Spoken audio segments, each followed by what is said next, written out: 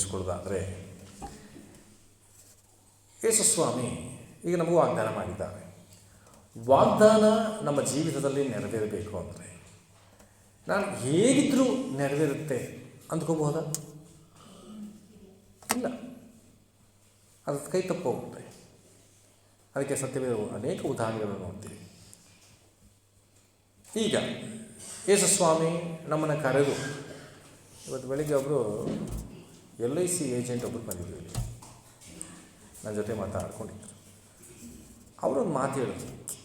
ಅವರೊಬ್ಬರು ಲಿಂಗಾಯತ್, ಒಂದು ಚರ್ಚ್ ಕಟ್ಟುವಾಗ ಒಬ್ಬರಿಗೆ ಚರ್ಚ್ ನಮ್ಮ ಏರಿಯಾದ ಚರ್ಚ್ ಆಗೋದಂತ ವಿರೋಧಿಸಿದಂಥ ಒಬ್ಬ ವ್ಯಕ್ತಿ, ಅವರು ಕಂಪ್ಲೇಂಟ್ ಕೊಟ್ಟಂಥ ವ್ಯಕ್ತಿ. ಬಟ್ ಇವತ್ತು ನಮ್ಮ ಚರ್ಚ್ ಒಳಗೆ ಬಂದು ಕೂತ್ಕೊಂಡು ಬಹಳ ಅದ್ಭುತವಾಗಿ ಕಟ್ಟಿದ್ರಿ ಸರ್ ನಿಮ್ಮ ಚರ್ಚ್ನ ಅಂತ ಹೇಳಿ ಅವ್ರು ಹೇಳಿದಂಥದ್ದು, ನೀವು ಅಮ್ಮಮ್ಮ ಅಂದರೆ ಏನು ಬೋಧಿಸ್ತೀರಿ? ಶಾಂತ ಪ್ರಿಯರು ನೀವು.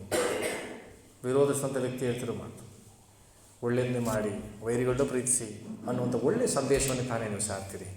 ಭಾಳ ಸಂತೋಷ ಸರ್ ನೀವು ಮಾಡಿ ಅಂತೇಳಿ ನನ್ನನ್ನು ಎಂಕರೇಜ್ ಮಾಡಿ ಹೋದರು. ನಮ್ಮ ಕುರಿತಾಗಿ ಅಂತ ಒಂದು ಸಾಕ್ಷಿ ಇದೆ, ಕ್ರೈಸ್ತರ ಕುರಿತಾಗಿ, ಹೌದಾ? ಆದರೆ ನಿನ್ನ ಕುರಿತಾಗಿ ಏನು ಸಾಕ್ಷಿ ಇದೆ? ನಾನು ಯೇಸು ಸ್ವಾಮಿ ನಂಬದ ಮೇಲೆ ನನ್ನ ಕುರಿತಾಗಿ ಇಂತಿಂಥ ಸಾಕ್ಷಿಗಳು, ನನ್ನ ಸ್ವಭಾವದ ಕುರಿತಾಗಿ, ನನ್ನ ಮಾತುಗಳ ಕುರಿತಾಗಿ, ನನ್ನ ಕುಟುಂಬದ ಕುರಿತಾಗಿ, ನನ್ನ ವರ್ತನೆಗಳ ಕುರಿತಾಗಿ ಈ ರೀತಿಯಾದ ಸಾಕ್ಷಿಗಳಿದೆ ಎಂಬ ಒಂದು ಭರವಸೆ ನನಗಿದೆಯಾ? ನನ್ನನ್ನು ನೋಡಿದವರು ಯೇಸು ಸ್ವಾಮಿ ನಂಬದ ಮೇಲೆ ಇಂಥ ಸ್ವಭಾವ ನಿನ್ನಲ್ಲಿ ಬದಲಾಗಿದೆ, ಇಂಥ ತಾಳ್ಮೆ, ಇಂಥ ಪ್ರೀತಿ, ಇಂಥ ಒಳ್ಳೆಯತನ ನಿನ್ನಲ್ಲಿದೆ ಅಂತ ಜನರು ನನ್ನ ಕುರಿತಾಗಿ ಸಾಕ್ಷಿ ಹೇಳುವ ಹಾಗೆ ನನ್ನ ಜೀವಿತ ಬದಲಾಗಿದ್ದರೆ, ದೇವರು ಕೊಟ್ಟಂಥ ವಾಗ್ದಾನ ನನ್ನ ಜೀವಿತದಲ್ಲಿ ನೆರವೇರೋದಕ್ಕೆ ನಾನು ತಡುಕಾಡಬೇಕಾಗಿಲ್ಲ. ಭಾಷೆ ಚೆನ್ನಾಗಿದೆ, ತಡುಕಾಡಬೇಕಾಗಿಲ್ಲ. ತಡುಕಾಡೋದ್ರೆ ಏನು ಹೇಳಿ? ಹುಡುಕಾಡೋದು ಬೇರೆ, ತಡುಕಾಡೋದು ಬೇರೆ. ಹುಡುಕಾಡೋದು ಕಣ್ಣು ಕಾಣೋರು, ತಡುಕಾಡೋರು ಕಣ್ಣು ಕಾಣ್ತಿದ್ದವರು. ಸಣ್ಣ ವ್ಯತ್ಯಾಸ ಎಷ್ಟು ಚೆನ್ನಾಗಿದೆ ನೋಡಿ. ಹುಡುಕಾಡೋರು ಯಾರು? ಕಣ್ಣು ಕಾಣೋರು. ತಡುಕಾಡೋರು ಕಣ್ಣಿಲ್ಲದವರು. ತಡುಕಾಡ ಕನ್ನಡ ಹತ್ರ ಗೊತ್ತಾಯಿತು. ತಡುಕಾಡೋದು ಎಲ್ಲೋ ಇಟ್ಟಿಂದಲ್ಲ ಅನ್ನೋದು ಹುಡುಕಾಡೋದು ಅಲ್ವಾ? ಕನ್ನಡ ಚೆನ್ನಾಗಿದೆ. ಹಲ್ಲೆಲೂಯಾ. ಆ ರೀತಿ ನಮ್ಮ ದೇವರ ವಾಗ್ದಾನವನ್ನು ತಡುಕಾಡಬಾರ್ದು. ಅಂದರೆ ಏನೋ ತಿಳಿಸಿದ್ರಲ್ಲ, ಎಲ್ಲೋ ನಡೀತಲ್ಲ, ಏನು ನಡೀತು ಏನು ನಡೀಲಿಲ್ಲ ಒಂದು ಗೊತ್ತಾಗಲ್ಲ. ಕಣ್ಣು ಕಾಣಲ್ಲ, ಕಣ್ಣು ಕಾಣಲ್ಲ. ನನಗೂ ಗೊತ್ತಿರಲ್ಲ ತಡುಕಾಡೋದು ಹುಡುಕಾಡೋದು, ಈಗ ಬಂದದ್ದು. ಆದ್ದರಿಂದ ಇವತ್ತು ದೇವರು ನನಗೆ ವಾಗ್ದಾನ ಮಾಡಿಬಿಟ್ಟಿದ್ದಾರೆ. ಏನಂತ? ಆಶೀರ್ವಾದ ವರ್ಷ. ಅದು ಆಶೀರ್ವಾದ ವರ್ಷದಲ್ಲಿ ನಿಧಿಯಾಂತ್ಯ ಅಂತ. ಇವತ್ತೊಂದು ದರ್ಶನ ತೋರಿಸೋದಾದ ಒಂದು ಸರ್ಕಲ್ನ ನೋಡಿದೆ. ಸರ್ಕಲ್ ಏನು ಸೂಚಿಸ್ತದೆ ಹೇಳಿ? ಎಲ್ಲ ಕಡೆಗೆ ಮಾರ್ಗವನ್ನು ಸೂಚಿಸ್ತದೆ. ಅದು ಆ ಸರ್ಕಲ್ಲೇ, ಅದು ಎಲ್ಲದಕ್ಕೂ ಸರ್ಕಲ್ಲೇ ಎಲ್ಲ ಸಿಗೋದು. ಹಲ್ಲೆಲೂಯಾ. ಯಾವುದೇ ಊರಿಗೆ ಹೋಗಬೇಕು ಅಂದರೆ ಅವ್ರಿಂದ ಹೋಗೋಕ್ಕಾಗಲ್ಲ, ಸರ್ಕಲ್ ಬಂದೇ ಹೋಗಬೇಕು. Main circle. ಇವತ್ತು ನನ್ನಲ್ಲಿ, ನಿಮ್ಮಲ್ಲಿ, ಇವತ್ತು ನೈಟ್ ಪ್ರೇಯರ್ ಬಂದವರು ದೇವರು ಕೋಟಿ ಸ್ತೋತ್ರ ಸಲ್ಲಿಸ್ತೇನೆ. ನಿಮ್ಮನ್ನು ಆ ರೀತಿ ಆಶೀರ್ವಾದ ನಿಧಿಗಳಾಗಿ ಇವತ್ತು ಕೆಲವು ವಿಷಯಗಳು ಮಾರ್ಪಡಿಸ್ತಾರೆ. ಆಮೇಲೆ ಕರಳ ತಟ್ಟನ್ನು ಮಾಡೋಕ್ಕಾಗಿ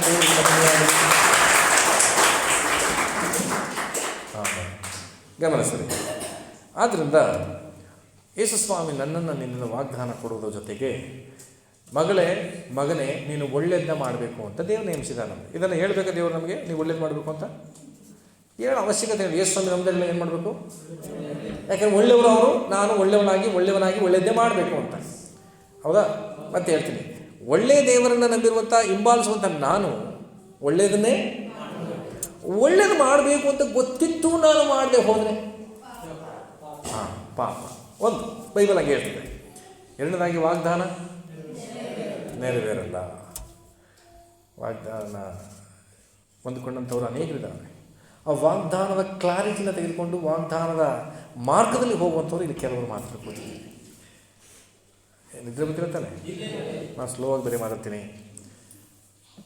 ಭಾನುವಾರ ಮಾತಾಡಲ್ಲ, ನಿಧಾನಕ್ಕೆ ಮಾತಾಡ್ತೀನಿ.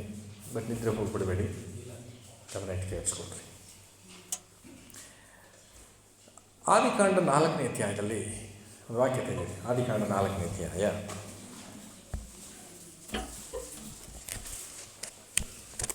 ಅದರ 7ನೇ ವಚನ ಓದೋಣ.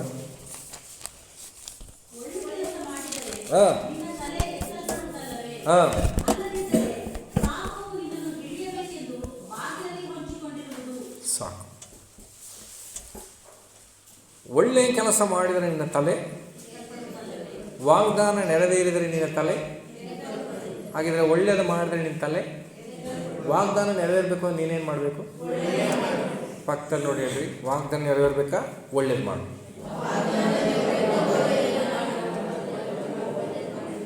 ನಿಮ್ಮ ಕುಟುಂಬದವರ ಜೊತೆ ಯಾವ ರೀತಿ ನಡ್ಕೊಳ್ತಿದ್ದೀರಿ?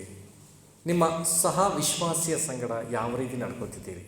ನಿಮ್ಮ ಅಕ್ಕಪಕ್ಕದ ಮನೆಯವರ ಸಂಗಡ ಯಾವ ರೀತಿ ನಡ್ಕೊಳ್ತಿದ್ದೀರಿ? ನಿಮ್ಮ ಗಂಡನ ಸಂಗಡ ಅಥವಾ ನಿಮ್ಮ ಹೆಂಡತಿಯ ಸಂಗಡ ಹೇಗೆ ನಡ್ಕೊಳ್ತಾ ಇದ್ದೀರಿ? ಒಳ್ಳೆಯದನ್ನು ಮಾಡಬೇಕು ಅಂತ ದೇವರು ಹೇಳಿದ್ದಾರೆ. ಯಾಕೆ ಹೇಳಿ? ನಮ್ಮ ದೇವರು ಒಳ್ಳೆಯವರು. ನನ್ನ ಜೊತೆ ಇದ್ದೀರಾ? ದೇವರು ಒಳ್ಳೆಯವರಾಗಿರೋದ್ರಿಂದ ಅವ್ರ ಜೊತೆ ಇರೋರು ಏನು ಮಾಡಬೇಕಂತೆ? ಒಳ್ಳೆಯದನ್ನೇ ಮಾಡಬೇಕು. ಇಲ್ದಿದ್ರೆ ಲೋಕ ಒಂದು ಮಾತು ಹೇಳ್ತಾ ಗೊತ್ತಾ? ಎಂಥ ಅಪ್ಪನಿಗೆ ಎಂಥ ನಂಗೆ ಹುಟ್ಕೊಂಡ ಅಂತಾರೆ ಗೊತ್ತಾ?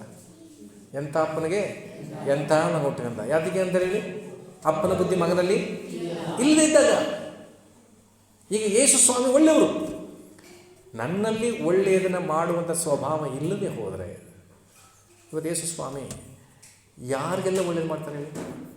ಒಳ್ಳೆಯವ್ರಿಗೆ ಪ್ಲಸ್ ಕೆಟ್ಟವ್ರಿಗೆ ಇಬ್ರಿಗೂ ಮಾಡಿದ್ರ? ಸ್ತೋತ್ರ. ನೀವು ನಾನು ಕೇಳಿ ಗುಡ್ ಕೇಳಿ. ನೀವೇನು ಮಾಡಿರಿ ಕೇಳಿ? ನೀವು ಒಳ್ಳೆಯವ್ರಿಗೂ ಮಾಡಿರಿ ಕೆಟ್ಟವ್ರಿಗೂ ಮಾಡಿರಿಯಾ?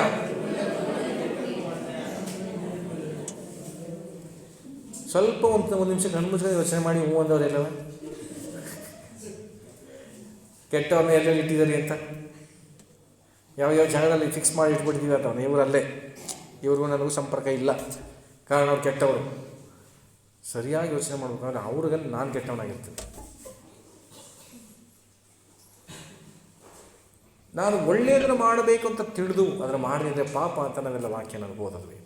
ಬಟ್ ಇಲ್ಲಿ ಹೇಳ್ತದೆ ಒಳ್ಳೆಯದನ್ನು ಮಾಡಿದ್ರೆ ತಲೆ ಎತ್ತಲ್ಪಡ್ತದಂತೆ. ವಾಗ್ದಾನ ನೆರವೇರಿದ್ರೆ ತಲೆ ಎತ್ತಲ್ಪಡುತ್ತೆ. ಮತ್ತೊಬ್ಬರ ಕುರಿತಾಗಿ ನಾನು ಮಾತನಾಡುವಾಗ ಬಹಳ ಭಯ ನನ್ನಲ್ಲಿ ಕಾಣಬೇಕು. ಎಲ್ಲಿ ಅವ್ರ ವಿಷಯದಲ್ಲಿ ನಾನು ಒಳ್ಳೆಯದನ್ನು ಮಾಡಿದೆ. ನನ್ನ ಕೆಲವರು ಮಾತುಗಳಿಂದಲೇ ಕುಟುಂಬಗಳು ಹಾಳಾಗಿದೆ. ಕೆಲವರ ಮಾತುಗಳೇ ಸಭೆ ಬಿಟ್ಟು ಹೋಗುವಂತೆ ಮಾಡಿದೆ. ಕೆಲವರು ಮಾತುಗಳೇ ಆತ್ಮಿಕತೆಯಿಂದ ಸತ್ತು ಹೋಗಿದ್ದಾರೆ. ಕೆಲವು ಮಾತುಗಳೇ ಜೀವನವೇ ನಾಶ ಆಗ್ಬಿಟ್ಟಿದೆ. ನಾನು ಹೇಳ್ತಿರೋದು ಆತ್ಮೀಕರ ವಿಷಯ. ನಾನು ಒಳ್ಳೆಯದನ್ನು ಮಾಡಬೇಕು ಅಂತಂದರೆ ಸುಲಭ ಅಲ್ಲ. ಬಹಳ ಎಚ್ಚರಿಕೆಯಿಂದ ಮಾತಾಡಬೇಕು. ಯೇಸುಸ್ವಾಮಿನ ಕೆಣಕಿದ್ರು. ನೀನು ಬೆಲ್ಜಬೂಲ ಅಂತ ಹೇಳಿದ್ರು ಯೇಸುಸ್ವಾಮಿನ. ಹಾಗಾದ್ರೆ ಅರ್ಥ ಏನು? ದೆವ್ವಗಳ ಒಡೆಯ ಅಂದರು. ಈ ಸಮಯದಲ್ಲಿ ಯೇಸುಸ್ವಾಮಿ ಬಾಯಿಂದ ಏನು ಬರುತ್ತೆ ಅಂತ ಎದುರು ನೋಡಿದ್ರು. ಆದರೂ ಕೂಡ ಅವರು ದೂಷಣೆ ಮಾತುಗಳನ್ನ ಆಗಲಿಲ್ಲ. ಇವತ್ತು ನಿನ್ನನ್ನು ಒಳ್ಳೆಯದನ್ನು ಮಾಡಬೇಕು ಅಂತ ನೇಮಿಸಿರುವುದರಿಂದ ಕೆಲವು ಮಾತುಗಳನ್ನು ಸೈತಾನನು ಕೆಲವರ ಬಾಯಿಂದ ಹಾಕ್ತಾನೆ. ಈಗ ನಿನ್ನ ಬಾಯಿಗಳಿಂದ ಏನು ಬರುತ್ತೆ ಅಂತ ನೋಡೋಣ ಅಂತ ನನ್ನ ಮೈಂಡಲ್ಲಿ ಫಿಕ್ಸ್ ಆಗಿಬಿಡಬೇಕು. ಕೆಲವು ಸಾರಿ ಯೇಸುಸ್ವಾಮಿ ಹೇಳಿದ್ರಲ್ವ, ಏನಂತ? ಒಳ್ಳೆಯ ಬೋಧಕನೇ ಯೇಸುಸ್ವಾಮಿ ಹೇಳಿದ್ರು, ನನ್ನ ಒಳ್ಳೆಯವನು ಅನ್ಬೇಡ. ಈ ಮಾತು ಇಟ್ಕೊಂಡು ಎಷ್ಟೋ ಜನ ನನ್ನ ಒಳ್ಳೆಯವನು ಅನ್ಬೇಡ ಅಂತಾರೆ. ನಾನು ಕಳೆದ ವಾರದ ದಿನಗಳನ್ನು ನಾನು ತೋರಿಸಿದ್ದೀನಿ. ಅವನು ಒಳ್ಳೆಯವನು ಅಂತ ಭಕ್ತನ ವಿಷಯದಲ್ಲಿದೆ. ಯಾರ ವಿಷಯದಲ್ಲಿ ಇವಾಗ ನಾನು ಹೇಳೋದು ಆಮೇಲೆ ಹೇಳಿದ್ದೆವು. ಒಬ್ಬ ಭಕ್ತನ ವಿಷಯದಲ್ಲಿ ಅವನ ಒಳ್ಳೆಯವನು. ನಾನು ಪ್ರಸಂಗ ಮಾಡಿದ್ದೀನಿ ಕೂಡ. ಹಾಡು ಓಕೆ, ನಂತರ ನೀವು ನೆನಪಾದರೆ ನನಗೆ ಹೇಳಿ ಆಯಿತಾ? ಬೈಬಲೇ ಹತ್ರ ಬಂದ್ಬಿಟ್ಟು ಗುಡ್ ಹೇಳಬೇಕಿತ್ತು. ಗುಡ್. ನತಾನಯೇಲನ ಬಗ್ಗೆ ಅವನು ಒಳ್ಳೆಯವನು ಅಂತ ಹೇಳ್ತಾರೆ. ಈ ಥರ ನಾವು ಹೆಸರು ತಕ್ಕಬೇಕ ಬೇಡ? ತುಂಬ ಜನ ಹಿಂಗೆ ಹೇಳೋದು, ಯಾರು ಒಳ್ಳೆಯವರಿದ್ದಾರೆ ಬಿಡು ಹೋಗ್ತಲ್ಲ. ಇಂಥ ಮ್ಯಾನೇಜ್ ಮಾಡುವಂಥ ಮಾತುಗಳು. ಯಾರೂ ಒಳ್ಳೆಯವರಲ್ಲ, ನಾನು ಒಳ್ಳೆಯವರಲ್ಲ. ಅಲ್ಲ ದೇವರು ವಾಕ್ಯ ಹೇಳ್ತದೆ, ಒಳ್ಳೆಯ ಕೆಲಸ ಮಾಡಿದರೆ ನಿಮ್ಮ ತಲೆಗೆ ಎತ್ತಲ್ಪಡ್ತದಲ್ಲವೇ. ಸೋಮವಾರದಿಂದ ಶನಿವಾರದವರೆಗೆ ನಾವು ಎಷ್ಟು ಒಳ್ಳೆಯ ಕಾರ್ಯಗಳು ಮಾಡ್ತೀವಿ. ನಾವು ಜನರಲಾಗಿ ಮಾತಾಡ್ತಾ ಇದ್ದೀವಿ, ಗಮನಿಸ್ರಿ. ಒಂದು ತಾಳ್ಮೆ ಇದೆಯಾ, ಒಂದು ಪ್ರೀತಿ ಇದೆಯಾ, ಒಂದು ತಗ್ಗಿಸುವಿಕೆ ಇದೆಯಾ, ಒಂದು ಕ್ಷಮಾಪಣೆ ಇದೆಯಾ, ಒಂದು ಬಿಟ್ಟು ಕೊಡೋ ಸ್ವಭಾವ ಇದೆಯಾ, ಎಲ್ಲವನ್ನು ತ್ಯಾಗ ಮಾಡುವಂಥ ಮನಸ್ಸಿದೆಯಾ? ಇವತ್ತು ಮನುಷ್ಯನಲ್ಲಿ ಸ್ವಾರ್ಥ, ನಾನು ಅನ್ನುವಂಥ ಸ್ವಭಾವ ನನ್ನಲ್ಲಿ ಯಾವಾಗ ಬಂತು, ಅಲ್ಲಿಂದಲೇ ಎಲ್ಲ ಪಾಪಗಳು ಪ್ರಾರಂಭವಾಯಿತು. ಆದಾಮ ಅವಳು ಬಂತು, ನಾನು ದೇವರಂತೆ ಆಗ್ಬಿಡ್ತೀನಿ ಅಂತ. ನಾನು ಬಂತು. ಅಲ್ಲಿಂದನೇ ಪಾಪ ಸ್ಟಾರ್ಟ್ ಆಗೋಯ್ತು. ಇವತ್ತಿಗೂ ನಾನು, ನನ್ನ ಕುಟುಂಬ, ನನ್ನ ಕೆಲಸ, ನನ್ನ ಆದಾಯ, ನಾನು, ನನಗೆ ಅನ್ನುವಂಥ ಕಾರ್ಯಗಳೇ ಈ ಒಳ್ಳೆಯ ತನದಿಂದ ನಮ್ಮನ್ನು ದೂರ ಮಾಡ್ತಾ ಇದೆ. ಕೀರ್ತನೆ 115 1ನೇ ವಚನ ಭಾನುವಾರ ಓದಿದ್ವಿ. ಏನಂತ ಇದೆ ಹೇಳಿ ನೋಡುವ. ಕೀರ್ತನೆ 115:1, ಯೆಹೋವನೇ ನಮ್ಮನ್ನಲ್ಲ, ಯೆಹೋವನೇ ನಮ್ಮನ್ನು, ನಾನಲ್ಲ ಅನ್ನುವಂತಹ ಆ ಮನೋಭಾವನೆ ಬಂದಾಗಲೇ ಆ 13, 14, 15ನೇ ವಚನ ಹೇಳ್ತದ್ದು, ದೇವರು ಸಣ್ಣವರ ಮೊದಲುಗೊಂಡು ಚಿಕ್ಕವರ ತನಕ, ದೊಡ್ಡವರ ತನಕ ನೆನಪು ಮಾಡಿಕೊಂಡು ಅವ್ರು ಏನು ಮಾಡ್ತಾರಂತೆ, ಆಶೀರ್ವದಿಸ್ತಾರೆ. ಯಾವಾಗ ನಾನಲ್ಲ ಅಂತ ಹೇಳ್ತೀವೋ ನಮಗೆ ಆಶೀರ್ವಾದ ಉಂಟಾಗ್ತದೆ. ಆ ರೀತಿಯಾಗಿ ಇರುವಾಗ ಒಳ್ಳೆಯದನ್ನು ಮಾಡಿದರೆ ಮಾತ್ರ ತಲೆ ಎತ್ತಲ್ಪಡ್ತದೆ, ಇಲ್ಲದಿದ್ದರೆ ತಲೆ ತಗ್ಗಿಸಲ್ಪಡ್ತದೆ. ಆದರೆ ಇನ್ನೊಂದು ಮಾತು ಹೇಳ್ತಾನೆ ನೋಡಿ, ಒಳ್ಳೆಯ ಕೆಲಸ ಮಾಡಿದರೆ ನಿನ್ನ ತಲೆ ಎತ್ತಲ್ಪಡ್ತದಲ್ವೇ, ಅಲ್ಲದಿದ್ದರೆ ಪಾಪವು ನಿನ್ನನ್ನು ಹಿಡಿಯಬೇಕೆಂದು ಬಾಗಿಲು ಹೊಂಚಿಕೊಂಡಿರುವುದು. ಬಾಗಿಲು ಹೊಂಚಿಕೊಂಡಿದೆಯಂತೆ, ಏನಕ್ಕೆ ಗೊತ್ತಾ, ನೀನು ಒಳ್ಳೇದು ಮಾಡಬಾರ್ದು ಅಂತ. ದೇವರು ಹೇಳಿದ್ದಾರೆ, ನೀನು ಒಳ್ಳೇದು ಮಾಡಿದ್ರೆ ನನ್ನ ವಾಗ್ದಾನ ನೆರವೇರುತ್ತೆ ಅಂತ. ಬಾಗಿಲೇ ಹೊಂಚ್ಕೊಂಡಿದೆ ಏನಂತ, ನೀನು ಒಳ್ಳೇದನ್ನ ಮಾಡಬಾರ್ದು ಅಂತ. ಪಾಪ ಅನ್ನೋದು ನಿನ್ನನ್ನು ಒಳ್ಳೇದು ಮಾಡದಂತೆ ತಡೀತಾ ಇದೆ. ಇವತ್ತು ನಾವು ಯಾವುದಕ್ಕೆ ಹೆಚ್ಚಿನ ಒತ್ತು ಕೊಡ್ತಾ ಇದ್ದೀವಿ, ಯಾವುದಕ್ಕೆ ಹೆಚ್ಚು ಒತ್ತು ಕೊಡ್ತಾ ಇದ್ದೀವಿ ಅಂತ ಆಲೋಚನೆ ಮಾಡಬೇಕು ನಾವು. ದೇವರೇ, ನನ್ನ ಜೀವಿತದ ಎಲ್ಲ ಕ್ಷೇತ್ರದಲ್ಲಿ ಪ್ರಾಮುಖ್ಯ ಸ್ಥಾನ, ಮೇಲಾದ ಸ್ಥಾನ ನನ್ನ ಯೇಸುವಿಗೆ ಅಂತ ನಾವು ಹಾಡ್ತೀವಿ, ಬಾಯಿ ಬಿಟ್ಟು ಹೇಳ್ತೀವಿ. ಆದರೆ ಕ್ರಿಯೆಗಳಲ್ಲಿ ಬಂದಾಗ ಯಾವುದಕ್ಕೆ ಪ್ರಾಮುಖ್ಯ ಸ್ಥಾನ ಅಂತ ಬಂದಾಗ ಬಾಗಿಲಲ್ಲಿ ಹೊಂಚಿಕೊಂಡಿರುವಂಥ ಕಾರ್ಯಗಳಿಗೆ ನಾವು ಬಿಟ್ಟುಕೊಡ್ತಾ ಇದ್ದೀವಿ ಹೊರತು ದೇವರಿಗೆ ಆಗಿನ ಪ್ರಾಮುಖ್ಯ ಸ್ಥಾನ ಕೊಡ್ತಾ ಇಲ್ಲ. ಮತ್ತೆ ಹೇಳ್ತೀನಿ, ಒಳ್ಳೆಯದನ್ನು ಮಾಡುವುದಕ್ಕೋಸ್ಕರವಾಗಿ ದೇವರು ನಮ್ಮನ್ನು ಕರೆದಿದ್ದಾನೆ. ಒಳ್ಳೆಯದನ್ನು ಮಾಡುವುದಕ್ಕೋಸ್ಕರವಾಗಿ ದೇವರು ನಮಗೆ ವಾಗ್ದಾನ ಮಾಡಿದ್ದಾನೆ. ಹಲ್ಲೆಲೂಯಾ. ಇನ್ನೊಂದು ವಾಕ್ಯ ತೆಗಿರಿ, ಅರಣ್ಯಕಾಂಡ 32ನೇ ಅಧ್ಯಾಯ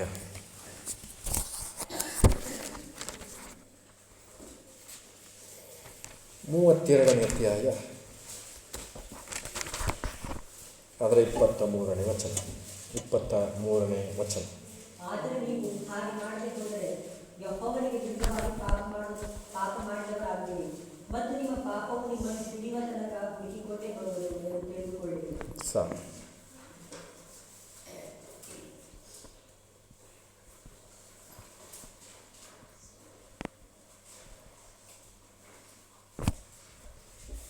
ನೀವು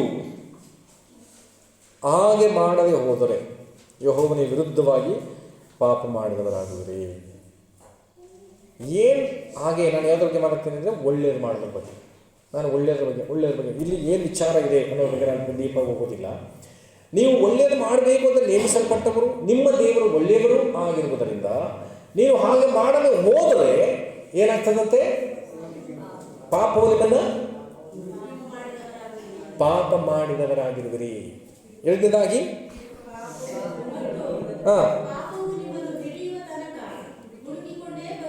ಯಾವುದು? ಯಾರನ್ನ? ಒಳ್ಳೆ ಮಾಡಿದವ್ರನ್ನ.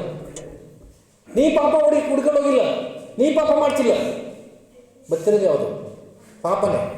ಯಾರನ್ನ ಹುಡ್ಕೊಂಡು ಒಳ್ಳೆದ ನನಗೆ ಪ್ರಸಂಗ ಮಾಡಿ ದೇವ್ರು ತೋರಿಸು, ಇದನ್ನ ಮಾಡಬೇಕಂತೆ, ಇಂಥವ್ರನ್ನ ಕ್ಷಮಿಸ್ಬೇಕಂತೆ, ಇಂಥವ್ರನ್ನ ಪ್ರೀತಿಸ್ಬೇಕಂತೆ, ಇಂಥ ಸಹಾಯವನ್ನು, ಇಂಥ ಕಾರ್ಯವನ್ನು ಮಾಡಬೇಕಂತೆ. ಅದು ದೇವರು ನಿನಗೆ ಪ್ರೇರಣೆಯನ್ನು ಕೊಟ್ಟು ನೀನು ಮಾಡದೆ ಹೋದಾಗ ಪಾಪನ ನೀನು ಹುಡಿಕೊಂಡು ಹೋಗೋದು ಬೇಡ. ಅದೇ ನಿಮ್ಮನ್ನು ಎಲ್ಲಿವರೆಗೆ ಸಿಕ್ಕುವ ತನಕ, ನಿಮ್ಮನ್ನು ಹಿಡಿಯೋ ತನಕ ಬಿಡಲ್ಲ. ಅದರ್ಥ ಏನು? ನೀವು ಪಾಪ ಮಾಡ್ತೀರಾ? ಮಾಡಲ್ಲ? ಮಾಡೇ ಮಾಡ್ತೀವಿ. ಹೀಗೆ ಹೇಳಿ, ನೀವು ಯಾಕೆ ಪಾಪ ಮಾಡ್ತಿದ್ರಿ? ನಾನು ಒಳ್ಳೆಯದೇ ಮಾಡಲಿಲ್ಲಪ್ಪ ಅಷ್ಟೇ, ಅದಕ್ಕೆ ನಾನು ಪಾಪ ಮಾಡ್ತಿದ್ವಿ. ಯಾಕೆ ನೀವು ಪಾಪ ಮಾಡ್ಬಿಟ್ಟೆ? ಯಾಕೆ ನಾನು ಒಳ್ಳೇದು ಮಾಡಲಿಲ್ಲ? ಇದು ಸರಿಯಾದ ಪ್ರಶ್ನೆ. ನಾನು ಒಳ್ಳೇದು ಮಾಡಿದರೆ ಪಾಪ ನನ್ನನ್ನು ಹುಡ್ಕೊಂಡು ಬರ್ತಾ ಇರಲಿಲ್ಲ. ಮನ್ಮಂಡಲ್ಲಿ ಸಹೋದರ ಕೇಳಿದ್ರು, ಏನೋ ಮಾಡಬೇಕು, ತಪ್ಪು ಮಾಡ್ಬಿಡ್ಬೇಕು, ಸಿಗರೇಟ್ ಸೇರಬೇಕು, ಕುಡಿಬೇಕು, ಒಡಬೇಕು, ಜಾಗಬೇಕು ಅನ್ಸುತ್ತಪ್ಪ ಅಷ್ಟೇ ಅಂತ ಹುಡಿಕೊಂಬರ್ತಾ ಇದೆ. ನೀನೇನು ಮಾಡ್ಬಿಡು, ಈಗ ಒಳ್ಳೇದು ಮಾಡ್ಬಿಡು ಅಷ್ಟೇ. ಹಲ್ಲೆಲೂಯಾ. ಒಳ್ಳೇದು ಯಾವುದಿದೆ ಅಂತ ಹುಡುಕೊಂಡು ಮಾಡು. ಕೆಟ್ಟದಕ್ಕೋಸ್ಕರ ಜನ ಹುಡುಕ್ತಾರೆ. ಈಗ ನೀವು ಸ್ವಲ್ಪ ಬಂದು ತುಂಬ ಜನ ಗೊತ್ತು, ಸ್ವಲ್ಪ ಬರೋ ತಡವಾಗಿದ್ದಕ್ಕೆ ಪೊಲೀಸ್ ಇಬ್ಬರು ಬಂದರು. ಇಲ್ಲಿಗೆ ಪೊಲೀಸ್ ಇಬ್ಬರು ಬಂದರು, ಬಲಿಷ್ಠವಾಗಿದ್ದರು ಪೊಲೀಸ್ ಬಂದು, ಏನಿದು ಚರ್ಚು ಹಾಗೆ ತುಂಬ ಜನ ತಿರುಗಾಡ್ತಿಲ್ಲ ಅಂತೆಲ್ಲ ನೋಡುವಾಗ ಕೇಳಿದ್ರು. ಕಾರಣ ಇಲ್ಲೆಲ್ಲ ತುಂಬ ಜನ ಕುಡಿತಾರೆ, ಗಾಂಜಾ ಹಾಕ್ತಾರೆ ಸರ್, ಅದಕ್ಕೋಸ್ಕರ ಬಂದಿದ್ದೀವಿ ಅಂತೇಳಿ ಈ ನಮ್ಮ ಓಣಿ ಪಕ್ಕದಲ್ಲಿ ಕೂತಿರೋದನ್ನು ಎಲ್ಲರೂ ತುಂಬ್ಕೊಂಡು ಹೋದ್ರು. ದೇವರು ಸ್ತೋತ್ರ. ನಾನು ಕತ್ಲಾಗ ಮುಂಚೆ ಒಳಗೆ ಬನ್ನಿ, ಕತ್ಲಾಗ ಮುಂಚೆ ಬಂದುಬಿಡಿ ಅಂತ ಹೇಳ್ತಾ ಇದ್ದೆ. ಎಲ್ಲರೂ ತುಂಬ್ಕೊಂಡು ಹೋಗಿ ಸದ್ಯ ಕುಮಾರ್ ಬಂದು ತುಂಬ್ಕೊಂಡು ಹೋಗಿ ನಾವು ಅವರು ಲೇಟಾಗಿ ಬಂದಿದ್ರು. ಬರೋದಾಗ ಅವನು ಅಪ್ಪಗೆ ಗ್ಲಾಸ್ ಗೀಸ್ ನೋಡ್ತಾರೆ, ಕೊರೋನಾಗ ನೀವು ಕಾಣ್ತಿದ್ದಾರೆ ಅಂದ್ಬಿಟ್ಟು ಅವರು ಎತ್ತಿದ್ಕೊಂಡಿದ್ರು. ಅಂಶಗಳು ಸಿಸ್ಟಮ್ ನಾನು ಏನು ಉತ್ತರ ಕೊಡ್ರಿ. ನಾವಿಬ್ಬರು ಬಂದು ತುಂಬ ಈ ಥರ ಆಗಿದೆ, ನೀವು ಹುಷಾರಾಗಿರ್ರಿ, ಕ್ಯಾಮ್ರಾ ಹಾಕ್ಸ್ಕೊಳ್ರಿ ಅಂತೆಲ್ಲ ಅನೇಕ ವಿಚಾರಗಳನ್ನು ಹೇಳ್ತಾ ಇದ್ರು. ಹುಡುಕೊಂಡು ಬರುತ್ತೆ ಪಾಪ. ಹಾಲೆಲೂಯಾ. ಮತ್ತೆ ಹೇಳ್ತಿದ್ದೀನಿ, ನೀನು ಇಷ್ಟು ದಿನ ಯಾಕೆ ಪಾಪ ಮಾಡ್ತಿದ್ದೆ? ಯೇಸು ನಂದಿಯು ನಾನು ಒಳ್ಳೇದು ಮಾಡಲಿಲ್ಲ. ಕರೆಕ್ಟ್, ಸರಿಯಾದ ಉತ್ತರ. ನಾನು ಒಳ್ಳೇದು ಮಾಡ್ತಿರಲಿಲ್ಲ. ಪ್ರೇಯರ್ ಮಾಡ್ತಿದ್ದೆ ಪಾಸ್ಟ್ರೆ, ವಾಕ್ಯನೂ ಓದ್ತಿದ್ದೆ, ವಾರಕ್ಕೊಂದ್ಸಲ ಚರ್ಚ್ಗೂ ಬರ್ತಿದ್ದೆ, ತಿಂಗಳೊಂದ್ಸಲ ಕರ್ತನ ಬೋಧನೆ ತಗೋತಿದ್ದೆ, ಆದರೂ ಒಳ್ಳೇದು ಮಾಡ್ತಿರಲಿಲ್ಲ ನಾನು. ಅದರ ನಿಮಿತ್ತವಾಗಿ ಪಾಪವನ್ನು ಹುಡುಕೊಂಡೇ ಬರುತ್ತಂತೆ. ಅದಕ್ಕೆ ಕಾಯಿನ ಹೇಳೋದ್ರಲ್ಲಿ ಬಾಗಿಲ ಬಳಿ ಅದು ಪಾಪ ನಿನ್ನನ್ನು ಕಾದಿರ್ತದೆ, ಆದರೂ ನೀನು ಅದನ್ನು ವಶ ಮಾಡ್ಕೊಳ್ತೀಯ ಅಂತ ಹೇಳ್ತಾರೆ. ಕಾರಣ ಒಳ್ಳೇದು ಮಾಡದಿದ್ದವರು ಪಾಪವನ್ನು ನೀನು ಬೇಡ ಅಂತ ಎಷ್ಟೇ ತೀರ್ಮಾನ ಮಾಡಿದ್ರು. ನಮ್ಮ ಸಭೆಯ ವಿಶ್ವಾಸ ನನಗೆ ಗೊತ್ತು, ಎಂತೆಂಥ ಈ 3 ದಿನ ಉಪವಾಸದಲ್ಲಿ ದೃಢವಾದ ತೀರ್ಮಾನ ಮಾಡಿಬಿಡ್ತೀನಿ ಪಾಸ್ಟರ್. 3 ದಿನ ಉಪವಾಸ ಮುಗಿದ ಮೇಲೂ ನನ್ನ ಹತ್ರ ಒಬ್ಬರು ಬಯಸ್ಕೊಂಡ್ರು, ಕೆಟ್ಟ ಸ್ವಭಾವದಿಂದ. ಕಾರಣ ತೀರ್ಮಾನ ಮಾಡುವಂಥ ಮನಸ್ಸಿದೆ, ಆದರೆ ಒಳ್ಳೆಯದನ್ನು ಮಾಡಿರೋದ್ರಿಂದ ಪಾಪ ಅವರನ್ನು ಹುಡುಕೊಂಡು ಬರುತ್ತೆ. ಯಾಕಂದರೆ ನಾನು ಈಗಾಗಲೇ ಪ್ರಶ್ನೆ ಹಾಕೊಳ್ಬೋದು, ಆದರೆ ಇವತ್ತು ಸರಿಯಾಗಿ ದೇವರು ಉತ್ತರ ಕೊಡ್ತಿದ್ದಾರೆ. ನೀನು ಯಾವಾಗ ಒಳ್ಳೇದು ಮಾಡಲ್ವೋ ಆ ಪಾಪ ನಿಮ್ಮನ್ನೇನು ಮಾಡುತ್ತೆ? ಹುಡುಕೊಂಡು ಬರುತ್ತೆ. ಕೆಲವು ಸಾರಿ ನಿಮ್ಮ ಬಾಯಿ ಮಾತು ಕೆಲವರಿಗೆ ಕಂಟ್ರೋಲ್ ಸಿಗಲ್ಲ. ಯಾರನ್ನ ಹೆಂಗಂತೀನಿ, ಏನು ಮಾತಾಡ್ತೀನಿ ಗೊತ್ತಾಗಲ್ಲ. ನಾನು ಒಳ್ಳೇದು ಮಾಡೋಕ್ಕೋಸ್ಕರ ಇರುವಂಥವನು ನಾನು ಕೆಟ್ಟದ್ದನ್ನು ನನ್ನ ಬಾಯಿಂದ ಯಾರನ್ನು ಶಪಿಸಬಾರ್ದು, ನುಡಿಬಾರ್ದು, ನೋಯಿಸಬಾರ್ದು ಅನ್ನೋ ತೀರ್ಮಾನವನ್ನು ನಾವು ತೆಗೆದುಕೊಳ್ಳೋಣ. ಹಲ್ಲೆಲೂಯಾ. ಎಚ್ಚರವಂತೀರ? ನಿದ್ರೆ ಬರ್ತಿಲ್ಲಲ್ವ? ಅದೊಂದು ಒಳ್ಳೆ ಕೆಲಸ ಮಾಡ್ತಿದ್ದಾರೆ ಈಗ, ಅದೊಂದು ಒಳ್ಳೇದು ಮಾಡ್ತಿದ್ದಾರೆ ಈಗ. ನಿದ್ದೆ ಮಾಡಿದೀವಿ, ಈ ಒಳ್ಳೇದು ಮಾಡೋದ್ರ ಬಗ್ಗೆ ಮಾತಾಡ್ತೀವಿ ಅಲ್ವಾ ಕುಮಾರ್ ಬ್ರದರ್? ದೇವ್ರ ಸ್ತೋತ್ರ. ಕಮ್ಮಿ ಊಟ ಹಾಕಿದ್ರೆ ಅಮ್ಮ ಎಲ್ರಿಗೂ ಕಮ್ಮಿ ಆಗೋಡಮ್ಮ, ನನಗೆ ಜಾಸ್ತಿ ತೊಗೊಂಡ್ಬಿಟ್ಟಿದ್ರಿ. ಹಂಗಿದ್ರೆ ಕೂತ್ಕೊಂಡು ಕೇಳಿ ಪ್ರಸಂಗವನ್ನು ತಿಂದಾರ ಹೇಳಿದವರು. ನಾನು ಇವತ್ತು ನಮ್ಮ ಬಿಸ್ನೆಸ್ ಕೇಳಿ ಜಾಸ್ತಿ ತಿಂದಿದ್ದೀನಿ, ಅಷ್ಟು ಆಕೆಲ್ಲ ತಿಂತಿದ್ದೀನಿ, ಅಷ್ಟು ತಿನ್ನೋಲ್ಲ ನಾನು ನೈಟ್ ಟೈಮ್ ಆದರೂ.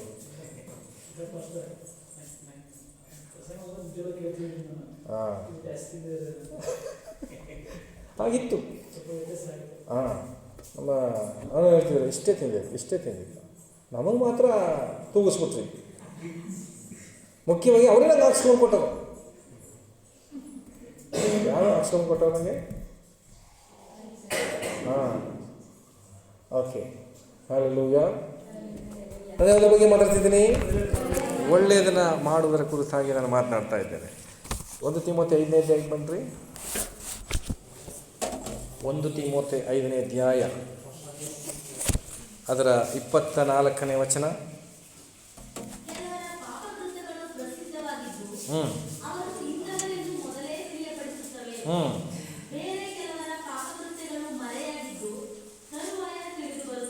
ಸಾಕು. ಇಲ್ಲಿ 2 ಕಾರ್ಯಗಳು ಗೊತ್ತಾಗ್ತದೆ. ಇಲ್ಲಿ ಈ ಗುಂಪಲ್ಲಿ ನಾವು ಎಲ್ಲಿದ್ದೀವಿ ಅಂತ ತಿಳ್ಕೊಳ್ಳೋಣ.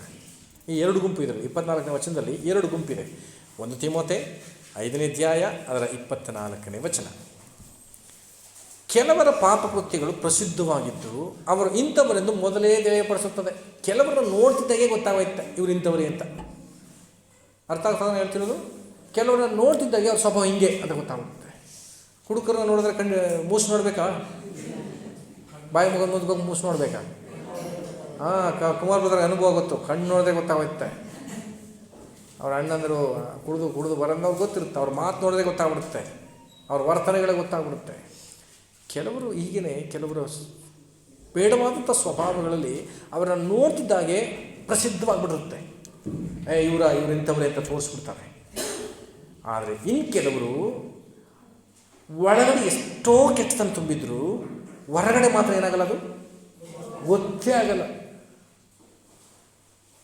ಏನೋ ಒಂದು ಮಾತಿರ್ತಾರೆ, ಮೂಗಮುಗ್ಧ ಪ್ರಾಣಿ ಅಂತ ಹೇಳ್ತಾರೆ. ಗೊತ್ತಾ?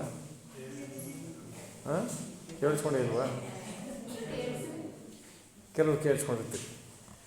ಅಯ್ಯೋ ಏನು ಗೊತ್ತಿಲ್ಲ ಪಾಪ ಅನ್ನೋ ಥರ ಇರ್ತಾರೆ. ಆದರೆ ಎಲ್ಲವೂ ಅವಳ ಹತ್ರ ತುಂಬಿರುತ್ತೆ. ಮೂಗು ಮಾತು ಬರಲ್ಲ. ಡಿಫ್ರೆಂಟ್ ಆದ ಥರ ಸ್ವಭಾವಗಳನ್ನು ಒಳಗಡೆ ಇಟ್ಕೊಂಡು ಮೇಲ್ನೋಟಕ್ಕೆ ಮಾತ್ರ ಅಪ್ಪಾವಿ ಥರ ಮೀನ್ಸ್ ಮುಗ್ಧರ ಥರ ತೋರಿಸ್ಕೊಳ್ಳೋದು. ಅಮಾಯಕ ಅವ್ರನ್ನ ಮುಗ್ಧರ ನೀವೇ ಒಪ್ಕೋಬೇಕು. ಮುಗ್ಧರು ಅವರಲ್ಲ. ಹಲ್ಲೆಲೂಯಾ. ಬಹಳ ಕ್ರಿಮಿನಲ್ ಆಗಿ ಥಿಂಕ್ ಮಾಡ್ತಾರೆ, ಆದರೆ ಮೇಲ್ನೋಟಕ್ಕೆ ಬಹಳ ಮುಗ್ಧರಾಗಿ ಕಾಣಿಸ್ಕೊಳ್ತಾರೆ. ನಮ್ಮ ಚರ್ಚಲು ಕೆಲವರು ಅವರೇ.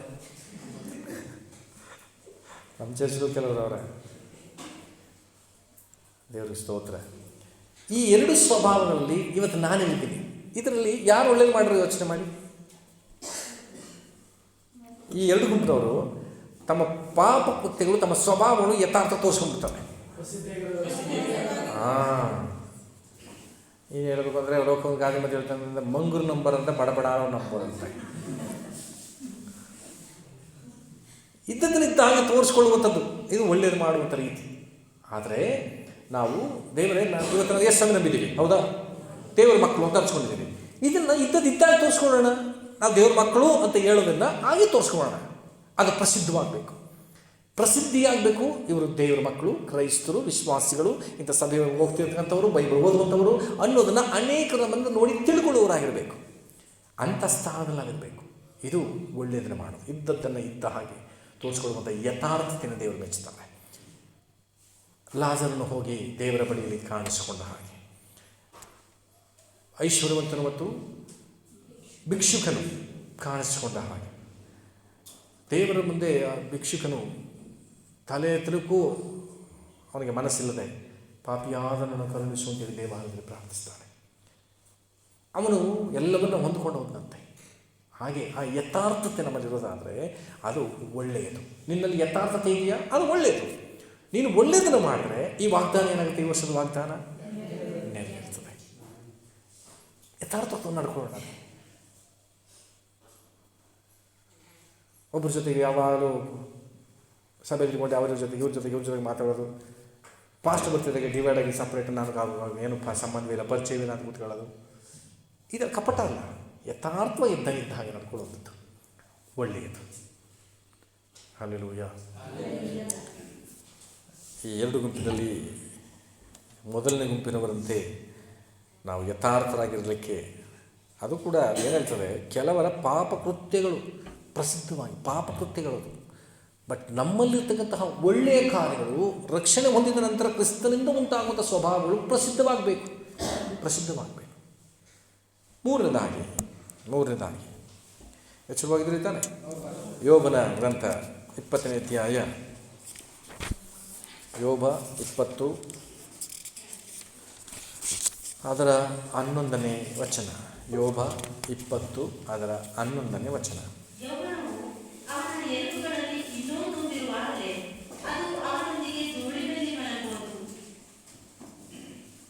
20:11 ಅಲ್ವಾ? ಯೌವನವು ಅವನ ಎಲುಬುಗಳಲ್ಲಿ ಇನ್ನೂ ತುಂಬಿರುವಾಗಲೇ ಅದು ಅವನೊಂದಿಗೆ ಧೂಳಿನಲ್ಲಿ ಮಲಗುವುದು. ಅದು ಯಾವುದು? ಪಾಪವು. ಯಾವಾಗ ಯೌವನ ಕಾಲದಲ್ಲಿ ಒಳ್ಳೆಯದನ್ನು ಮಾಡಲಿಲ್ಲವೋ ಆ ಪಾಪ ಅನ್ನೋದು ಎಲ್ಲಿ ಮಲಗಿದಂತೆ ಅವನೊಂದಿಗೆ ಧೂಳಿನಲ್ಲಿ ಧೂಳು ಅಂತ ಯಾವುದನ್ನು ಸೂಚಿಸ್ತದೆ?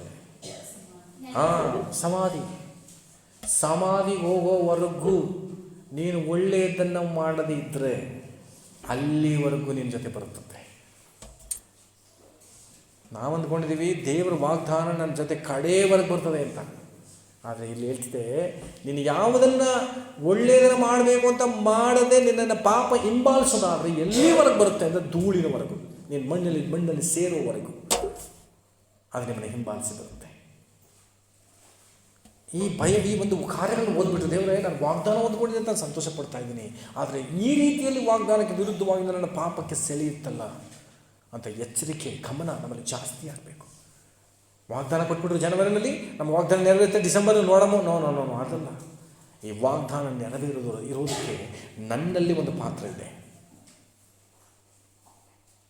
ನಾನು ಕಳೆದ ವಾರ ತೋರಿಸಿದ್ನಲ್ಲ, 6ನೇ ವರ್ಷ ಬೀಜ ಬಿತ್ತಿದ್ರೆ ಎಷ್ಟು ವರ್ಷ ಬರುತ್ತಂತೆ? ಆಗಂತ 6ನೇ ವರ್ಷ ಬೀಜನ ಬಿತ್ತದೇ ಇದ್ದರೆ ಬರಲ್ಲ. ಬೀಜ ಬಿತ್ತ ಪ್ರಯಾಸ ಪಡ್ಬೇಕು ತಾನೆ. ಆ ಬೀಜ ಬೆಳೆಯೋದಕ್ಕೆ ಬೇಕಾದ ಪ್ರಯಾಸ ಪಡ್ಬೇಕು ತಾನೆ. ಆ ಬೀಜ ಬಿತ್ತಿ ಕೊಯ್ಲು ಬಂದ ಮೇಲೆ ಅದನ್ನು ಕುಯ್ದು ತುಂಬಿಡುವಂತಹ ಪ್ರಯಾಸ ಪಡಲೇಬೇಕು ತಾನೆ. ಇದು ಯಾವುದೂ ಪಡದೆ 3 ವರ್ಷಕ್ಕೆ ಬೇಕಾದ ಬೆಳೆಯನ್ನು ಕೊಡು ಸ್ವಾಮಿ ಅಂತ ಹೇಳಿದ್ರೆ ದೇವರು ಕೊಡಲ್ಲ, ದೇವರು ಕೊಡೋದಿಲ್ಲ. ನಾನು ಮಾತಾಡ್ತಿರುವಂಥ ವಿಷಯ ಒಳ್ಳೆಯದನ್ನು ಮಾಡದೆ ಹೋಗುವಾಗ ಏನಾಗುತ್ತೆ, ಒಳ್ಳೆಯದನ್ನು ಮಾಡದೆ ಹೋಗುವಾಗ ಏನಾಗುತ್ತೆ, ಧೂಳಿನವರೆಗೂ ಬರುತ್ತಂತ ನೋಡ್ರಿ. ಕೀರ್ತನೆ 38 ಅದರ 3ನೇ ವಚನ. ಕೀರ್ತನೆ 38ನೇ ಅಧ್ಯಾಯ ಅದರ 3ನೇ ವಚನ. ನಿನ್ನ ಸಿಟ್ಟಿನಿಂದ ನನ್ನ ಶರೀರದಲ್ಲಿ ಸ್ವಸ್ಥವೇ ತಪ್ಪಿ ಹೋಗಿದೆ, ನನ್ನ ಪಾಪದಿಂದ ನನ್ನ ಎಲುಬುಗಳಲ್ಲಿ ಸ್ವಲ್ಪವೂ ಕ್ಷೇಮವಿಲ್ಲ. ಸಾಕು, ನಾನಾಗಲಿ ಪಾಪ ಯಾಕೆ ಬರುತ್ತೆ? ಒಳ್ಳೇದು ಮಾಡದೇ ಇದ್ದರೆ ಪಾಪ ಎಲ್ಲಿವರೆಗೆ ಹೆಂಗೆ ಬರುತ್ತಂತೆ ಅಂದರೆ, ಇಲ್ಲಿ ಚೆನ್ನಾಗಿ ಹೇಳ್ತದೆ ನೋಡ್ರಿ 38 ಅದರ 3ನೇ ವಚನದಲ್ಲಿ, ನಿನ್ನ ಸಿಟ್ಟಿನಿಂದ ನನ್ನ ಶರೀರದಲ್ಲಿ ಸ್ವಸ್ಥವೇ ತಪ್ಪಿ ಹೋಗಿದೆ. ಆರೋಗ್ಯ ಏನಾಗಿದೆ? ಹಾಳಾಗಿದೆ. ಆರೋಗ್ಯ ತಪ್ಪೋಯ್ತು. ಯಾವಾಗಲೂ ಆರೋಗ್ಯ ತಪ್ಪುತ್ತಾ ಇದ್ದರೆ ನೀನೇನು ಮಾಡ್ತಾ ಇಲ್ಲ? ಒಳ್ಳೇದು ಮಾಡ್ತಾ ಇಲ್ಲ. ದೇವರೇ ನಂಗೆ ಆರೋಗ್ಯ ಕೊಡಪ್ಪ ಅಂತ ಕೇಳಬೇಕಾ? ದೇವರೇ ನನ್ನ ಒಳ್ಳೆಯವಳು ಮಾಡು ಸ್ವಾಮಿ ಅನ್ಬೇಕಾ? ಒಳ್ಳೆಯದನ್ನು ಮಾಡಾಗ ನಾನು ಬಲಪಡಿಸು ಅಂತ ಕೇಳಿದ್ರೆ ಆರೋಗ್ಯ ತಾನಾಗಿ ಅದು ಹೆಂಗತೆ? ನನ್ನ ಪಾಪದಿಂದ ನನ್ನ ಎಲುಬುಗಳಲ್ಲಿ ಸ್ವಲ್ಪವೂ ಕ್ಷೇಮವಿಲ್ಲ. ಎಲುಬು ಅಂದರೆ ಮೂಳೆ ಸವದೋಗುತ್ತೆ. ಹಲ್ಲೆಲೂಯಾ. ಹೆಚ್ಚಿನದಾಗಿ ದೇವರಿಗೆ ಸ್ತೋತ್ರ. ನಮ್ಮ ಸಭೆಯಲ್ಲಿ ಯಾರು ಮೂಳೆ ಸವದಂಥವ್ರು ತುಂಬ ತುಂಬ ತುಂಬ ಕಡಿಮೆ ಇಲ್ಲ. ಮೂಳೆ ಸವದೋಗಿದೆ ಅನ್ನೋಂಥವ್ರು. ಮೂಳೆ ಇನ್ನೊಂದು ಹಂತದಲ್ಲಿ ಈ ದಿನಗಳಲ್ಲಿ ಸವದೋಗುತ್ತೆ ನಿಜವೇ. ಕೆಲವು ಪಾಸಸ್ಗಳಿಗೂ ಹಂಗೆ ಆಗ್ಬಿಟ್ಟಿದೆ. ಹಾಗಾಗಿ ನನ್ನ ಪ್ರಸಂಗ ತಗೊಂಡಾಗ ಅವ್ರಿಗೆ ಲಿಂಕ್ ಮಾಡಿ ಇವ್ರಿಗೆ ಯಾಕೆ ಮೂಳೆ ಸವದೈತೆ ನಮ್ಮ ಪಾಸ್ಟ್ ಅಂದ್ರಲ್ಲ, ಇವ್ರು ಒಳ್ಳೇದು ಮಾಡ್ತಿಲ್ಲ ಹಾಗಾದ್ರೆ ಅಂತ ಡಿಸೈಡ್ ಮಾಡಿಬಿಡ್ಬೇಕು. ಆದರೆ ಎಲುಬುಗಳಲ್ಲಿ ಕ್ಷೇಮವಿಲ್ಲ. ಮತ್ತೆ ಎಲುಬುಗಳಲ್ಲಿ ಕ್ಷೇಮ ಇಲ್ಲ ಅಂದರೆ ಯಾವ ಕಾಯಿಲೆ ಅಂತ ಹೇಳ್ಬೋದು ಅಂತ ಹೇಳಿ ನೋಡೋಣ ವಿಜಯ್. ಬೋನ್ ಕ್ಯಾನ್ಸರ್, ಆಮೇಲೆ ಆರ್ಥರೈಟಿಸ್, TB, ಕರೆಕ್ಟ್, ಬೆಕ್ ಬೋನು, ಆಸ್ಟಿಯೋಪೋರಿಸಿಸ್ ಅಂತನಾ? ಗುಡ್. ಇದೆಲ್ಲ ಎಲುಬುಗಳಲ್ಲಿ ಉಂಟಾಗುವಂತಹ ಕಾಯಿಲೆಗಳು. ಇಂಥ ಎಲುಬು ಮುರಿದಿರುವಂಥ ವಾರ್ಡ್ಗೆ ಹೋದರೆ ನೀವೇನಂತ ಪ್ರೇಯರ್ ಮಾಡಿರಿ? ಮೂಳೆ ಮುರಿದಿರುವಂಥ ವಾರ್ಡ್ ಹೋಗಿ ನೀವು ಸುವಾರ್ತೆ ಸಾರಿದ್ರೆ ಪ್ರೇಯರ್ ಮಾಡಿರಿ, ಏನಂತ ಮಾಡಿರಿ? ಇನ್ನು ಮೇಲೆ ಇವರೆಲ್ಲ ಒಳ್ಳೇದು ಮಾಡೋಕ್ಕೆ ಕಲಿಸ್ಕೊಡು ಸ್ವಾಮಿ. ಜನರು ಸುವಾರ್ತೆ ಹೋಗೋದು ಇನ್ಮೇಲೆ ನೀವು ಒಳ್ಳೇದು ಮಾಡ್ತೀನಿ ಅಂತ ಅಡಕೆ ಮಾಡಿ ನಿಮ್ಗೆ ಚೆನ್ನಾಗಾಗ್ಬಿಡ್ತಿದ್ದಾರೆ. ಒಂದು 3 ತಿಂಗಳಲ್ಲಿ ಏನೋ ವಿಜಯ್ ಹೇಳಿದರು, ಬೇಗ ಗುಣ ಆಗೋಯ್ತು, ಒಳ್ಳೇದು ಮಾಡಪ್ಪ. ಆಮೇಲೆ ಡಾಕ್ಟ್ರ್ ಹೇಳಿರೋದಕ್ಕಿಂತ ಮುಂಚಿತ ಗುಣ ಆಗಬೇಕಾ? ನೀವು ಅರಿಕೆ ಮಾಡಿ ಅವ್ರಿಗೆ ಹೇಳಿ ಧೈರ್ಯವಾಗಿ ಒಳ್ಳೆದ್ದ ಮಾಡೋಕ್ಕೆ ಸ್ಟಾರ್ಟ್ ಮಾಡಿ. ಆ ಒಳ್ಳೆದ್ದ ಕಲಿಸ್ಕೊಡೋರು ಯೇಸು ಸ್ವಾಮಿ ಒಬ್ಬರವರ ಬನ್ನಿ ಹೋಗ್ಬಿಡ್ತಾರೆ. ಸುವಾರ್ತೆ ಹಿಂಗೆ ಹೇಳಿ ಚೆನ್ನಾಗಿರುತ್ತೆ ಈ ಒಂದು ಮೆಥಡ್. ಯೇಸು ಸ್ವಾಮಿ ಒಳ್ಳೆಯವರು, ನಿಮ್ಮ ಕಷ್ಟ ವಾಸಿ ಮಾಡ್ತಾರೆ. ಅದೆಲ್ಲ ಬೇಡ. ನೀನು ಇನ್ಮೇಲೆ ಒಳ್ಳೇದು ಮಾಡು, ನೀ ಚೆನ್ನಾಗಿರ್ತೀಯ. ಒಳ್ಳೇದು ಮಾಡೋ ಗೊತ್ತಿಲ್ವಾ? ಯೇಸು ಸ್ವಾಮಿ ಕಲಿಸ್ಕೊಡ್ತಾರಪ್ಪ, ಚರ್ಚೆಗೆ ಹೇಳ್ಕೊಡ್ತಾರಪ್ಪ. ನಾನು ಒಳ್ಳೆಯದು ಮಾಡುವಾಗ ನನ್ನ ದೇಹಕ್ಕೆ ಆರೋಗ್ಯವು, ಎಲುಬಿಗೆ ಕ್ಷೇಮ ಉಂಟಾಗ್ತದಂತೆ. ಎಲುಬಿಗೆ ಕ್ಷೇಮವೇ ಇಲ್ಲ ಅಂತ ಹೇಳ್ತದೆ. ಕ್ಷೇಮ ಬರಬೇಕು ನಮಗೆ. ಹಲ್ಲೆಲೂಯಾ. ಎಚ್ಚರೋಗಿದ್ದೀರಾ? ನಾನು ಭಾನುವಾರ ಮಾತಾಡೋದಂಗೆ ಟಫಾಗಿ ಮಾತಾಡ್ತಿಲ್ಲ ತಾನೆ? ನನಗೆ ಅರ್ಥವಾಗಿ ಕೇಳಿಸ್ಕೊಳ್ತಾ ಇದ್ದೀರಿ. ಹಾಗಿದ್ದರೆ ಪಾಪದಿಂದ ನಮಗೆ ಕಾಯಿಲೆ, ನಮ್ಮ ಎಲುಬಿನಲ್ಲಿ ಕ್ಷಯ. ಈ ಪಾಪ ಯಾಕೆ ಬರುತ್ತೆ ಅಂದರೆ ನಾನು ಒಳ್ಳೇದು ಮಾಡಿದ್ದಾಗ ಬರುತ್ತೆ. ಅದು ನನ್ನ ಎಲ್ಲಿವರೆಗೆ ಅಂದರೆ ಹುಡುಕೊಂಡು ಬರುತ್ತೆ ನನ್ನ ಪಾಪ. ಯಾರನ್ನ? ಒಳ್ಳೇದು ಮಾಡದೇ ಇರೋರನ್ನ. ಎಲ್ಲರನ್ನೂ ಹುಡ್ಕಲ್ಲ ಅದು ಪಾಪ. ಒಳ್ಳೇದನ್ನ ಮಾಡದೇ ಇರೋರನ್ನ ಖಂಡಿತ ಹುಡುಕುತ್ತೆ. ಕೆಲವರು ಅಂತಿರ್ಬೋದು, ಈಗ ನಾವು ಒಳ್ಳೇದು ಮಾಡ್ತೀನಿ ತೀರ್ಮಾನ ಮಾಡೋದೆಲ್ಲ ಕೆಟ್ಟದ್ದು ಹೋಯ್ತಲ್ಲ ನನಗೆ ಯಾಕಪ್ಪ ಅನಿಸ್ತದೆ. ಕೆಲವರ ಜೀವನದಲ್ಲಿ ನಡೆದಿದೆ. ಒಳ್ಳೇದು ಮಾಡ್ಬೋದು ತೀರ್ಮಾನ ಮಾಡ್ತಾರೆ. ನಮ್ಮ ಸಭೆಯಲ್ಲಿ ಒಬ್ಬ ಸಹೋದರಿ ಇದ್ದಾರೆ. ಪಾಸ್ಟ್ರೆ, ಇನ್ನು ಮೇಲೆ ನಾನು ಪ್ರೇಯರ್ ತಪ್ಪಿಸೋದೇ ಇಲ್ಲ ಅಂತ ಪ್ರೇಯರ್ ಸ್ಟಾರ್ಟ್ ಮಾಡ್ತೀನಿ. ಕೆಟ್ಟ ಕಾಣಿಸ್ಬಿದ್ದು ಪ್ರೇಯರ್ ಬಿಟ್ಬಿಡ್ತೀನಿ. ಕೆಟ್ಟ ಕನಸು ಬಿಟ್ಬಿಡುತ್ತೆ, ಪ್ರೇಯರ್ ಬಿಟ್ಬಿಡ್ತೀನಿ. ನನ್ನ ಮನೆಯಲ್ಲಿ ಯಾವ ಜಗಳನೂ ಇರಲಿಲ್ಲ, ಸಮಾಧಾನ ಹೋಯ್ತಿತ್ತು, ಎಲ್ಲ ನನ್ನೇ ಸರಿ ಅಂತಿದ್ರು. ಪಾಸ್ ಹೇಳಿದ್ರಂತ ಪ್ರೇಯರ್ ಕೂತ್ಕೊಂಡು ಮನೆಯವರೆಲ್ಲ ನನಗೆ ವಿರುದ್ಧ ಆಗ್ಬಿಟ್ರು. ಪ್ರಾರ್ಥನೆ ಮಾಡಿದ್ರೆ ನಾನು ಚೆನ್ನಾಗಿರ್ತೀನಿ ಅಂದ್ರಲ್ಲ, ಪ್ರಾರ್ಥನೆ ಮಾಡಿದ್ರೆ ಎಲ್ಲ ಕೆಟ್ಟೋಯ್ತಲ್ಲ, ಯಾಕೆ ಪ್ರೇಯರ್ ಮಾಡಬೇಕು ಅಂತ ಪ್ರೇಯರ್ ಮಾಡೋದೇ ಬಿಟ್ಬಿಟ್ಟು. ಕಾರಣ ಸೈತಾನ ಗೊತ್ತು, ಬಾಗಲಲ್ಲಿ ಹೊಂಚ್ಕೊಂಡಿದ್ದಾನೆ. ಎಲ್ಲಿ ಇವಳು ಒಳ್ಳೇದು ಮಾಡಿಬಿಡ್ತಾಳೋ, ಎಲ್ಲಿ ಇವಳು ಒಳ್ಳೇದು ಮಾಡೋಕ್ಕೆ ಸ್ಟಾರ್ಟ್ ಮಾಡಿಬಿಡ್ತಾನೋ ಅಂತ ಕಾದಿರುತ್ತೆ. ಒಳ್ಳೇದು ಮಾಡುವಾಗ ಕೆಲವು ಹೋರಾಟಗಳು ಎದುರಾಗುತ್ತೆ. ಆದರೆ ನಾವು ನೆನಪಿಟ್ಕೋಬೇಕು, ನಮ್ಮ ದಾರಿಗೆ ನಾವು ಹಿಂತಿರುಗುವಾಗ ಸ್ವಲ್ಪ ಕಷ್ಟ ಇರ್ತದೆ. ನಮ್ಮ ದಾರಿ ಯಾವಾಗ ಗೊತ್ತಾ? ಎಲ್ಲರೂ ಹೇಳಿ ನಾವು ಒಳ್ಳೆಯವರೇ, ಆದರೆ ಕೆಟ್ಟ ದಾರಿಗೆ ಹೋಗ್ಬಿಟ್ಟಿದ್ದೀವಿ. ಹೌದು ತಾನೆ? ಬೇರೆ ದಾರಿಗೆ ಹೋಗ್ಬಿಟ್ಟಿದ್ದೀವಿ. ನಮ್ಮ ದಾರಿ ನಾವು ತಿರುಗಕ್ಕೆ ಬಂದಾಗ ಸ್ವಲ್ಪ ಒತ್ತಡ ಇರುತ್ತೆ, ನೋವಿರುತ್ತೆ, ಹೋರಾಟ ಇರುತ್ತೆ. ಆದರೆ ನಾವು ನೆನೆಸಿರ್ಬೇಕು, ನನ್ನ ದಾರಿ ತಾನೇ ನಾವು ಹೋಗ್ತೀನಿ. ಚಿಂತೆ ಮಾಡಿ ನಮ್ಮ ಪಾಡಿ ನಾವು ಬಂದುಬಿಡ್ಬೇಕು. ನಮ್ಮ ದಾರಿ ಹೋರಾಟಗಳ ಮಧ್ಯದಲ್ಲೂ ನಮ್ಮ ದಾರಿ ನಾವು ಬಂದುಬಿಡ್ಬೇಕು. ಹಲ್ಲೆಲೂಯಾ. ಬೆಂಗಳೂರಿಗೆ ಹೋಗಾಗ ಬಸ್ಸಲ್ಲಿ ಹೋದ್ವಿ, ಸ್ಟ್ರೈಕೇ ಇರಲಿಲ್ಲ. ಅಲ್ಲಿಂದ ನಗರಕ್ಕೆ ಹೊರಡೋಕೆ ಸ್ಟ್ರೈಕ್ ಆಗೋಯ್ತು. ಮನೆಗೆ ಬಂದರೆ ಬರಲ್ಲ, ಬಂದೇ ಬರ್ತೀವಿ. ಯಾಕೆ ಹೇಳಿ? ಅದು ನಮ್ಮನೆ. ಈಗ ನಾವು ಒಳ್ಳೆ ದಾರಿ ಇದ್ವಿ, ಕೆಟ್ಟ ದಾರಿಗೆ ಬಂದುಬಿಟ್ಟಿದ್ದೀವಿ. ಈಗ ಹೋರಾಟ. ಹಾಗಂತ ಒಳ್ಳೆ ದಾರಿಗೆ ಬರಬೇಕೇ ಬೇಡ. ಯಾಕೆ ಹೇಳಿ? ಅದು ನಮ್ಮ ದಾರಿ, ನಮ್ಮ ಜಾಗ, ನಮ್ಮ ಸ್ಥಿತಿ, ನಮ್ಮ ಸ್ವಭಾವ. ಇನ್ಯಾರು ಹಂಗೆ ಹೇಳ್ಬೇಡಿ ನಾನು ಒಳ್ಳೆಯವಳು ಅನ್ಬೇಡ ಅಂತ. ನಾನೇ ಕೆಲವ್ರಿಗೆ ತಮಾಷೆ ಏನಾದ್ರು ಒಂದಾಗ ಒಪ್ಪಿಕೊಂಡಾಗ, ಸರಿ ಬಿಡಮ್ಮ ನೀವು ಒಳ್ಳೆಯವಳು ಅಂದಾಗ, ನೀವು ಅನ್ಬೇಡಿ ಪಾಶ ಚುಚ್ಚುತ್ತೆ ಅಂತ. ಒಳ್ಳೆಯವಳೇ ಅಂದರೆ ಏನಂತೆ? ಚುಚ್ಚುತ್ತೆ. ಇನ್ನು ಮೇಲೆ ನಾನು ಒಳ್ಳೆಯವಳು ತಾನೆ, ಯಾಕೆ ನಾನು ಕೆಟ್ಟದಾಗಿ ಬಂದುಬಿಡಿ, ನನ್ನ ಜಾಗ ನಾನು ತಿರುಗೋಣ ಅನ್ನೋ ತೀರ್ಮಾನಗಳನ್ನ ಮಾಡೋಣ. ಹಲ್ಲೆಲೂಯಾ. ಕೆಲವು ಸ್ವಭಾವಗಳನ್ನು ಹೊಸದಾಗಿ ಅಭ್ಯಾಸ ರೂಢಿಸ್ಕೊಂಡ್ಬಿಡ್ತಾರೆ.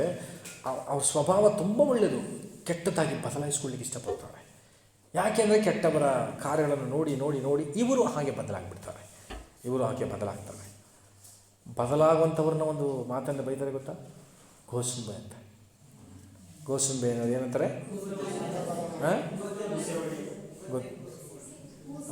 ಊಸರವಳ್ಳಿ. ಆ ಸ್ಥಳಕ್ಕೆ ತಕ್ಕಂತೆ, ವ್ಯಕ್ತಿಗೆ ತಕ್ಕಂತೆ ಬದಲಾಗಬಾರ್ದು ಆ ರೀತಿಯಲ್ಲಿ ನಾವು ಒಳ್ಳೆಯವನಾಗಿ ಇರೋಣ. ಕೆಟ್ಟ ಸ್ಥಾನ ಕೊಟ್ಟಾಗಂದರೆ ಮತ್ತೆ ಒಳ್ಳೆತನಕ್ಕೆ ನಾವು ಬಂದುಬಿಡೋಣ.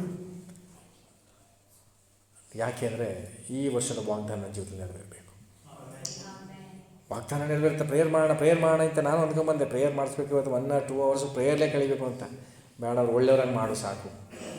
ಒಳ್ಳೆಯವ್ರು ಮಾಡೋಂಗೆ ಮಾಡು, ವಾಗ್ದಾನ ತಾನೇ ನೆರವೇರುತ್ತೆ. ಪಕ್ಕ ಕೈ ಕೊಟ್ಟಿಳಿ, ನಾವೆಲ್ಲ ಒಳ್ಳೇದು ಮಾಡೋಣ ಇನ್ಮೇಲೆ.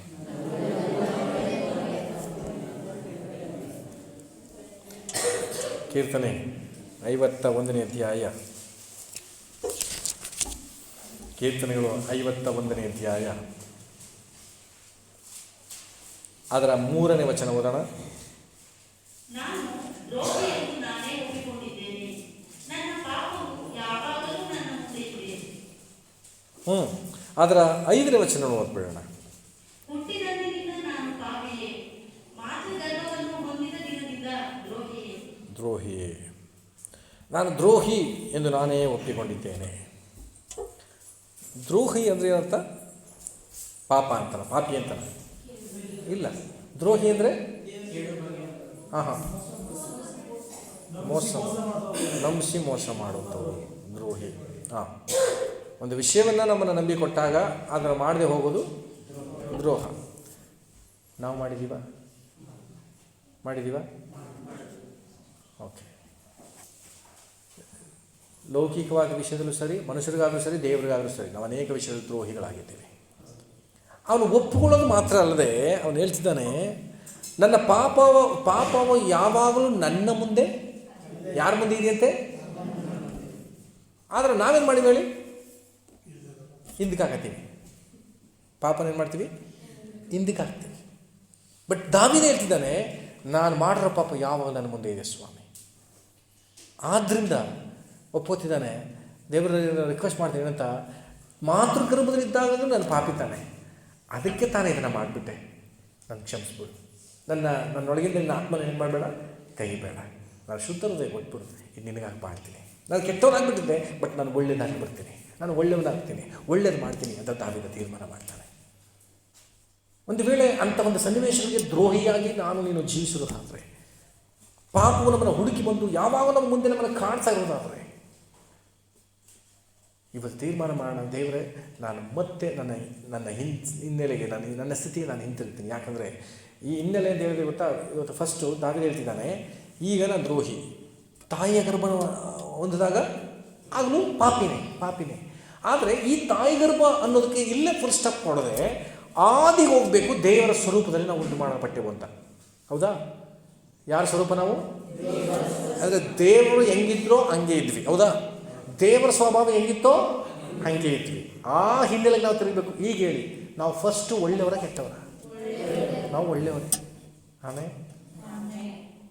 ಖುಷಿ ಇತ್ತಲ್ವ? ಅಯ್ಯೋ ದೇವರೇ, ಇವತ್ತು ರಾತ್ರಿ ಪ್ರಾರ್ಥನೆಗೆ ಬಂದ ಸಾರ್ಥಕವಾಯಿತು, ನನ್ನ ಒಳ್ಳೆಯವರು ಅಂದ್ಬಿಟ್ರಲ್ಲ ದೇವರು, ಪಾಸ್ಟ್ರು.